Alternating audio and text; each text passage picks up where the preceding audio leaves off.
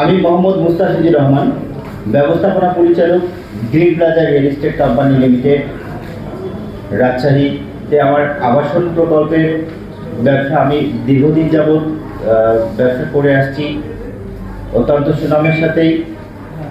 আমি তরুণ উদ্যোক্তা। রাজশাহী শহরে আমাদের যেহেতু কোনো কর্মসংস্থানের ব্যবস্থার তেমন কোনো স্থান নেই, যার কারণে আমরা কিন্তু প্রত্যেকে ঢাকামুখী বেশি। তো রাজশাহী যে সৌন্দর্য গড়ে উঠেছে সেটার সাথে সাথে উন্নয়নের সাথে আমরা কর্মসংস্থানের বৃদ্ধির লক্ষ্যে বিভিন্ন রকম উন্নয়নমূলক কাজ করে থাকি। আর সারা বাংলাদেশেই বর্তমানে 5 আগস্টের পর থেকে চাঁদাবাজের বিষয়টা বেড়ে চলেছে এবং প্রত্যেকটা বিভাগে, প্রত্যেকটা জেলায়, প্রত্যেকটা মহল্লায় এই 5 আগস্টের পর থেকে যে হারে বেড়েছে এবং মব সৃষ্টি করে যাকে তাকে তারা টার্গেট করে হেনস্থা করে এবং অনেকেই সম্মানের ভয়ে কেউ কিছু বলে না।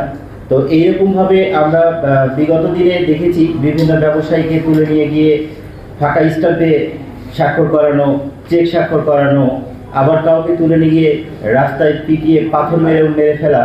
তো এরকম বিভিন্ন ঘটনা দেখেছি। চাঁদাবাজির কথা শুনেছি, কিন্তু সরাসরি চাঁদাবাজ আমি এটা চাঁদাবাজের পাল্লায় পড়েছি। কুরবানি ঈদের আগে থেকেই কয়েকজন বিএনপি যুবদল এবং ছাত্রদল নেতা পরিচয়ে বেশ 2 লক্ষ টাকা চাঁদা দাবির জন্য তারা বারবার ফোন দেয়, বারবার বলে। আমি যখন এটা দিতে অপারগতা স্বীকার করি এবং আমি সময় চাই, সে সময়ে তারা ঈদের মধ্যে না পেয়ে আমার সাথে দেখা করতে চায়। তো তাদের কথাবার্তার যেভাবে হোক কিছু টাকা অন্তত পক্ষে দেখ, ঈদ আছে, এই টাকা না হলে হবে না, ছেলেপিলে ফোন দিচ্ছে, ফোন ধরছি না কেন, ইত্যাদি ইত্যাদি বহু রকমের কৈফিয়ত জারি করে। তো তারা দেখা করতে চাই, আমি তাদের সাথে দেখা করি না, কারণ তারা একটা অঘটন ঘটাইতে পারে, এরকম আমার সন্দেহ ছিল। তো এরই পরিপ্রেক্ষিতে তারা কিন্তু আমার অফিসে থেকে বাসা যাওয়ার পথে এবং অফিসের মোড়ে, আমার বাসার মোড়ে, প্রত্যেকটা জায়গাতে তাদের বিভিন্ন রকমের ছেলেপিলে থাকতো এবং প্রত্যেকজনকেই তারা আমার সম্পর্কে বিভিন্ন রকমের বিভ্রান্তমূলক তথ্য দিয়ে তারা পরিবেশটাকে আমার উপর সবাইকে নেগেটিভ করে রাখতো, যেন তারা একটা অঘটন ঘটালে আমার পক্ষে কেউ যেন না আসে, এইরকম তারা একটা পূর্ব পরিকল্পনা করে বসে।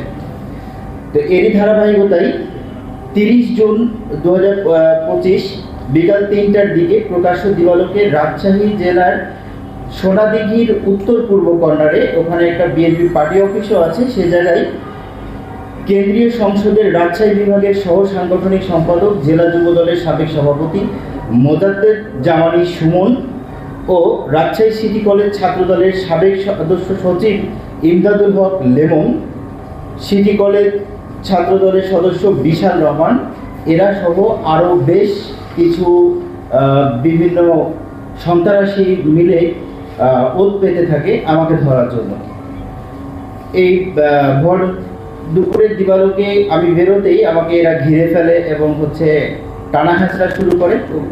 বিএনপি পার্টি অফিসের সামনে থেকে শুরু করে ওইখানে 200 মিটারের মধ্যেই টানা হেঁচড়া করে এবং আমাকে গণপিটনির মতো করে পিটায়। আমাকে মোটরসাইকেলে উঠতে বলছিল, আমি উঠছিলাম না, যার কারণে আমাকে বেধর ওখানে মারধর করে। বেশ 10-15 মিনিট ধরে ওখানে হেনস্থা করে আমার শার্টের জামা কাপড় সব ছিঁড়েছে এবং আমাকে কোমরের শেষ পর্যন্ত বন্দুক ঠেকিয়ে আমাকে মোটরসাইকেলে উঠতে বাধ্য করেছে। এবং তাদের মোটরসাইকেলে উঠে নিয়ে যাওয়ার পরে তারা সুমন জামানি যে ওনার নিজ বাসার ভবনে একটা টর্চার সেলে আমাকে ওখানে অবরুদ্ধ রেখে আমার উপরে প্রায় 6 ঘন্টা ধরে অবরুদ্ধ রাখে। বিকাল 3টা থেকে শুরু করে রাত্রি 9:15 পর্যন্ত আমাকে ওখানে অবরুদ্ধ রেখে এবং দফায় দফায় তারা নির্যাতন করে আমাকে টাকা নিয়ে আসতে বলে, যেভাবে ফোন করে হোক আমি যেন টাকা নিয়ে এসে দিই। আমি 2 লক্ষ টাকা তাদেরকে দিতে পারিনি। এরই ধারাবাহিকতায় তারা এখন বলে, যেহেতু আমাকে এত শ্রম দিতে হয়েছে, এত তাদের ডিস্টার্ব হয়েছে আমার প্রতি, সেহেতু তারা এখন আমার কাছ থেকে 2 কোটি টাকা চাঁদা নেবে, আমার ফ্ল্যাট লিখে নেবে। তো এইরকমভাবে যখন আমাকে এই করতে লাগে, একটা পর্যায়ে গিয়ে আমাকে খুব জোর জবরদস্তি করে আমাকে ফোন করতে বাধ্য করে আমার চেক নিয়ে আসার জন্য। আমার চেক নিয়ে আসায় এবং আমার পাসপোর্ট নিয়ে আসতে বলে, আমার যে ভবন নির্মাণ কাজ চলছে নির্মাণাধীন ভবনের কাগজ নিয়ে আসতে বলে। তো আমি এক পর্যায়ে বাধ্য হয়ে আমার এমপ্লয়িদেরকে ফোন দিয়ে এবং এটা দিতে বলি এবং কী কী দেবো সে এটা হোয়াটসঅ্যাপে নেবে, যার হোয়াটসঅ্যাপ প্রুফগুলো আমার কাছে প্রত্যেকটাই স্ক্রিনশট আছে যে হোয়াটসঅ্যাপে তাকে দেওয়া হয়েছে। প্রথমত দেখাই যে এটা 14 তারিখে এই ইমদাদুল হক লেমন আমাকে 14 তারিখে বারবার ফোন দিয়েছে।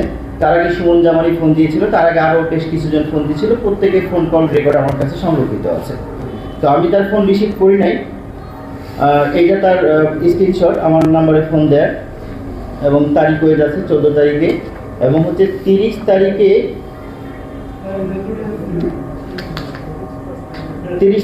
5টা 44 মিনিটে আমার নিজ নামীয় ডাচ বাংলা ব্যাংকের একটি ফাঁকা চেক, এই চেকটা তার হোয়াটসঅ্যাপে আমাকে দিতে হয় যে কী কী নিয়ে আসবে তাকে যেন আগে হোয়াটসঅ্যাপে দেওয়া হয়। হোয়াটসঅ্যাপে ছবি তুলে তার এটাতে পার করে দিয়েছে, তারপরে সে এগুলো আবার ছবি দেখে বুঝে নিয়েছে। সাথে আমার এখানে একটা পাসপোর্ট আছে, আমার 2টা পাসপোর্ট, একটা মেয়াদ শেষ হয়েছে, একটা নতুন পাসপোর্ট। সে পরবর্তীতে এই 2টা পাসপোর্টই সে নিয়েছে, এটা তার স্ক্রিনশট। এগুলো প্রত্যেকেই 5টা 44 মিনিটে এটা দেওয়া হয়েছে এবং 5টা 45 মিনিটে এই পাসপোর্ট প্রত্যেকটা স্টেপ বাই স্টেপ তাকে পাঠানো হয়েছে। এবং সব কিছু মিলিয়ে এইখানে যেটা দেখা যাচ্ছে যে সবগুলো পেপারস যেগুলো তার হোয়াটসঅ্যাপে দেওয়া হয়েছে, এখানে আমার ভবন নির্মাণের যে দলিলের কাগজ আছে, এখানে সব উল্লেখ আছে, ফ্ল্যাটের চৌহদ্দি এবং জমির পরিমাণ ইত্যাদি ইত্যাদি সব কিছু।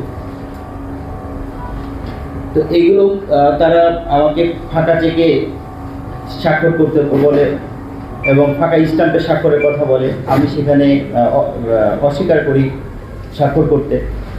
সে তখন আমাকে অস্ত্রের মুখে জিম্মি করে ফাঁকা চেকে স্বাক্ষর করায় এবং আমার পাসপোর্টগুলো জব্দ করে।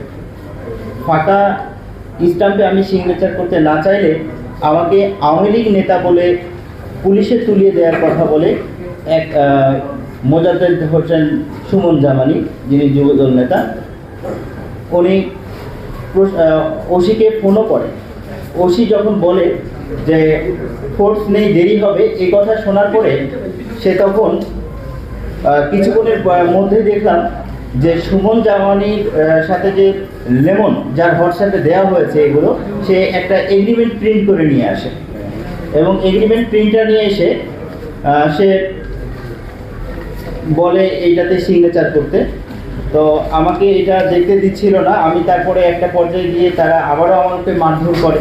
আমি যখন রাজি হলাম তখন তারা বলে, সুমন জামানি বলে যে এখন তাকে সিগনেচার করে ছাড়ানো যাবে না, যেহেতু থানায় ফোন করে বলা হয়েছে, যেহেতু পুলিশকে থানায় ফোন করে বলা হয়েছে আওয়ামী লীগ নেতা ধরেছে, সেহেতু ফোন করে ছাড়া যাবে না, সিগনেচার নিয়ে ছাড়া যাবে না আমাকে।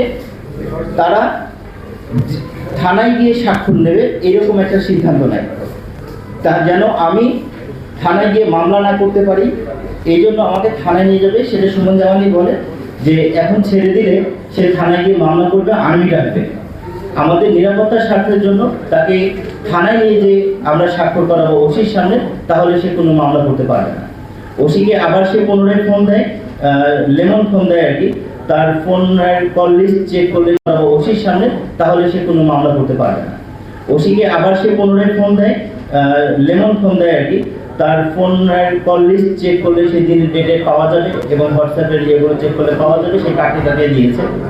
এবং এটার সাথে জড়িত যারা যারা আছে আরও অনেকজন আছে, আমার অজ্ঞাত নামা আছে অনেকজন। তো এগুলো তাদের ফোন কলের প্রত্যেকটার লিস্ট ধরলে পাওয়া যাবে আর কি। তো আমাকে অবশেষে রাত্রি 9:30টায় তারা টর্চার সেল থেকে বের করে নিয়ে যায় বলিয়া থানায়, আমার ড্রেস চেঞ্জ করে। যেহেতু আমার জামার বোতাম টোতাম সব ছেঁড়া ছিল, আমি ওই চেক যখন নিতে যাই বাসায় তখন একটা গেঞ্জি নিয়ে আসা হয়েছিল। দেন ওই সময়কার আমাকে থানায় যে স্বাক্ষর করিয়েছে, ওসির সাথে তেমন কোনো কথা বলতে দেয় না। ওসির সামনে জাস্ট বলেছে যে আমাদের মধ্যে একটা আপোষ মীমাংসা ছিল, এটা আমরা মিটিয়ে নিয়েছি, আপনার সামনে জাস্ট স্বাক্ষর করব। আমি যেন এটা কোনোভাবে প্রকাশ না করি, সে আমাকে হুমকি দেয় এটার জন্য যে আমি রাজশাহী শহরে ব্যবসা করতে পারবো না, আমি আমাকে প্রাণে মেরে ফেলবে, এরকম ভাবে হুমকি দেয় যদি আমি এটার এগেনস্টে ওসির সামনে অন্য কোনো কথাবার্তা বলি যে আমার ওই ইচ্ছার বিরুদ্ধে এটা করা হচ্ছে। তো সেই সময়ে আমি সিগনেচার করার পরপরই আমার ওইটা থানার সব সিগনেচার করার সময় আমার ভিডিও আছে, ফোন কলে ভিডিও আছে, ঠিক 9:15টার কাছাকাছি সময়ে এইটা সিগনেচার করা হয় এবং সিগনেচার করার সাথে সাথে আমার কাছে ফোনে থাকা অবস্থায় আমি সেইগুলোর ছবি তুলে দিয়েছিলাম। পরবর্তীতে আমি সেগুলো পড়ে দেখলাম সে এই এগ্রিমেন্টেতে আমাকে স্বাক্ষর করিয়েছে। তো এই এগ্রিমেন্টে পরে দেখলাম আমি যেটা যে আমার একটা 70 লক্ষ টাকার উপরে দাম হবে ফ্ল্যাটের, এই ফ্ল্যাটটা লিখেছে এবং সে আমাকে তাৎক্ষণিকভাবে নগদ 27 লক্ষ টাকা দিয়েছে, এই মর্মে এখানে উল্লেখ করেছে ও আমাকে স্বীকার করিয়েছে, কিন্তু আমাকে সে আদতে কোনো টাকা দেয় না। তো এইভাবে আমার কাছে প্রায় কোটি টাকার উপরে এই চাঁদা আদায় করে এবং আমার ফাঁকা চেকে স্বাক্ষর নিয়ে আমার পাসপোর্ট সহ জব্দ করে রাখে। তো এরই ধারাবাহিকতায় আমি কোনো আইনি আশ্রয় নিতে পারছিলাম না তাদের ভয়, এবং যেহেতু তারা থানাতে এটা নিয়ে যে করেছে ওসি এটা আমাকেই দোষারোপ করছে যে তাদের সাথে লেনদেন আছে, তাদের সাথে মিটাই নেন, যার কারণে আমি থানায় কিছু করতে পারিনি। অনেক কিছু প্রমাণ সংগ্রহ করার পরে গত 23শে জুলাই 2025 বলিয়া থানায় আমি বিভিন্ন সাক্ষ্য প্রমাণ নিয়ে আমি একটা মামলা দায়ের করি। আর এই মামলা দায়ের করার পর থেকেই শুরু হয় বিভিন্ন আসামি এবং তাদের যারা ছত্রছায়া দিচ্ছেন বিভিন্ন বিএনপির কিছু মানে দুষ্কৃতী এবং সন্ত্রাসী টাইপের যারা কিছু পদধারীতে বসে আছেন, এরকম হাতে গোনে কয়েকজন, তারা আমাকে ফোন দিয়ে এবং আমাকে হুমকি দেয় আমি কেন মামলা দিলাম, এবং আমার নামে যে অনেক মামলা দিবে তারা সেটারও হুমকি দেয়, এগুলোরও আমার কাছে ফোন কল রেকর্ড আছে। তো সবশেষে আমার বাড়ি খোঁজাখুঁজি শুরু করেছে আমি যেন রাজশাহী শহরে না থাকতে পারি তার জন্য, এবং আমার সাথে যে রিলেটেড আমার ড্রাইভার আমার আর যারা স্টাফরা আছে তাদেরকে বিভিন্নভাবে হেনস্থা করা, তারা যেন বাসায় না থাকতে পারে, তাদেরকে খোঁজাখুঁজি। এখন পর্যন্ত আমি সেই দিন থেকে পলাতক অবস্থাতেই আছি, রাজশাহী থেকে আমি এখন পর্যন্ত পলাতক অবস্থায় আছি, কারণ এই পর্যন্ত তাদেরকে গ্রেপ্তার করা হয়নি। তো সাংবাদিক ভাইরা, আপনাদের কাছে এইসব সন্ত্রাসীদের যারা বিএনপির মতো এত বড় একটা দলের পরিচয় দিয়ে এবং তারা যেভাবে হোক দলের একটা পদ নিয়ে এই যে অকর্ম করে বেড়াচ্ছে, এটাতে করে আমাদের প্রত্যেকেই আমাদের বাংলাদেশে দুটো দল, বড় দল বলতে একটা সরকারের পতন হয়েছে, আরেকটা দল হয়তো ক্ষমতায় আসতে পারে, কিন্তু আমাদের এই রাজশাহী শহর পুরোটাই কিন্তু বিএনপির ঘাঁটি আর কি, এক কথায় বলতে গেলে বরেন্দ্র অঞ্চল, ধানের শীষ প্রতীক যেহেতু মানুষের দুর্বল দিক একটা আছে। তো সব থেকে এই জায়গা থেকেও যে তারা এত ভালো একটা দলের নামে এসে তারা চাঁদাবাজি করে এবং জনমনে যে আতঙ্কগুলো সৃষ্টি করতেছে, আমরা তো ব্যবসায়ী, আমরা প্রত্যেকটা রাজনৈতিক দলের সাথে আমাদের অথপ্রতভাবে বন্ধুত্ব সুলভ আচরণ থাকবে, কিন্তু তারা আমাদেরকে অপহরণ করে নিয়ে যাচ্ছে, আমাদেরকে চাঁদা দিচ্ছে। বিগত সরকারের সময় আমাকে আমার ভূমি দখলের একটা প্রক্রিয়া হয়েছিল এবং গত মার্চে আমাকে এই প্রেস ক্লাবের বাইরে আমাকে একটা মানববন্ধন করতে হয়েছিল। আমি তখনও ব্যবসা করতে গিয়ে ওই সরকারের সময় আমি নির্যাতিত হয়েছি এবং ওই সরকার পতনের পরেও আমি বিভিন্নভাবে আমার কাজের জন্য আমাকে এই যে চাঁদাবাজির জন্য অপহরণ হতে হচ্ছে এবং চাঁদা দিতে হচ্ছে, আমাকে জিম্মি করা হচ্ছে, আমাকে ব্যবসা করতে দেয়া হচ্ছে না, আমাকে পলাতক থাকতে হচ্ছে এই সমস্ত চাঁদাবাজদের ভয়ে। তো এই সমস্ত চাঁদাবাজ যেন মাথা চেড়ে না দাঁড়াতে পারে, তো এটার প্রতিবাদে এবং যারা এই সমস্ত দলের নাম ব্যবহার করে দলে এখন পর্যন্ত চলমান আছে তারা, এবং তারা বিভিন্ন অপকর্ম করে বেড়াচ্ছে, প্রতিনিয়ত প্রিয় সাংবাদিক ভাইয়েরা, বিএনপি সংগঠনের এসব সন্ত্রাসীরা, আসামিরা আমাকে ঘায়েল করার জন্য উঠে পড়ে লেগেছে এবং আমি আমার নিরাপত্তাহীনতায় ভুগছি। এছাড়া বিভিন্নভাবে আমাকে নজরদারি রাখা হচ্ছে।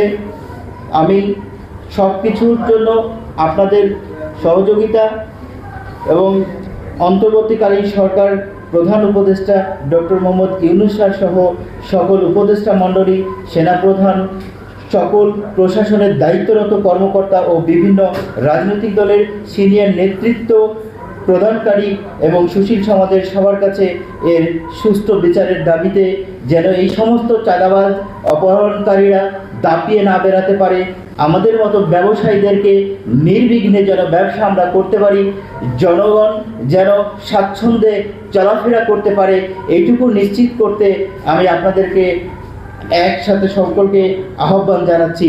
এ বলে আমি আমার বক্তব্য শেষ করছি। জি, আমি এটা আইনের আশ্রয় নিয়েছি। গত 23শে জুলাই 2025 আমি বলিয়া থানা, রাজশাহী বলিয়া মডেল থানায় একটা মামলা দায়ের করেছি এবং মামলা দায়ের করার আগেই কিন্তু তাদের কাছে এই লিস্টগুলো চলে যায় এবং তারপর থেকেই শুরু হয় আমার কাছে তাদের ফোন, মামলা রেকর্ডের আগ থেকেই শুরু হয়ে যায়। আমি তখন থেকেই ভীত আতঙ্কিত হয়ে আছি এবং পরদিন থেকে আমাকে খোঁজাখুঁজি চলে, বিভিন্নভাবে আমাকে যেখানে পাবে সেখান থেকে আমাকে মেরে তারা পুলিশে তুলে দিবে এইরকমভাবে বলে। অথচ দেখা যাচ্ছে যারা এই কথাগুলো বলে তারা প্রত্যেকেই লিস্টেড চাঁদাবাজ। তাদের নামে 123 জনের একটা লিস্ট বেরিয়েছে, যেটা হয়তো আপনারা বিভিন্ন পত্রপত্রিকায় দেখেছেন। 25 তারিখ, 26 তারিখ, 27 তারিখ প্রথম আলো পত্রিকায় জুলাইয়ের, সেগুলো নিয়েও 123 জনের চাঁদাবাজ নিয়ে তোলপাড় রাজশাহী শহরের আছে। তো এর মধ্যে বেশিরভাগ চাঁদাবাজগুলো কিন্তু আমার এই মামলার সাথে জড়িত, বেশিরভাগ চাঁদাবাজই আছে। ওই 130 জন ওখানে লিস্টও পাবেন, ওই নিউজগুলো নেন এবং এখানে যেটা লিস্ট আছে এগুলোতে মিলালে দেখতে পাবেন এর মধ্যে অধিকাংশ চাঁদাবাজ আছে।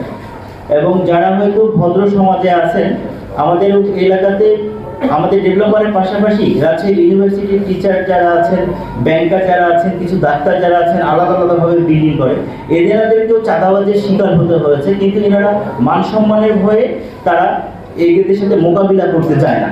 এবং আমি কয়েকদিন আগেও দেখলাম যে একজন ওয়ার্ড পর্যায়ের নেতা, কিন্তু সে চাঁদাবাজি করেও অনেক বড় বড় কথা বলে যে আমাকেই যেন গ্রেপ্তার করা হয়, নইলে পুলিশ কমিশনার অফিস ঘেরাও করবে, এরকম ভাবে বলে। অথচ সে হচ্ছে কিছুদিন আগে আরেক জায়গায় চাঁদাবাজি করে আসছে। এবং বিএনপির এক সিনিয়র নেতা, যিনি দুইবারের নির্বাচিত উপজেলা চেয়ারম্যান ছিলেন, তার বাড়িতে পর্যন্ত তারা চাঁদাবাজি করছে। উনি মান সম্মানের ভয়ে আর কাউকে কিছু মুখ খুলতে পারেন না। এইরকম বিভিন্ন রকমের ঘটনা মানুষের আতঙ্কিত হয়ে আছে। তো এইগুলো থেকে যেন মুক্তি পাই, এটা যেন আপনাদের সবার সহযোগিতা কামনা করছি।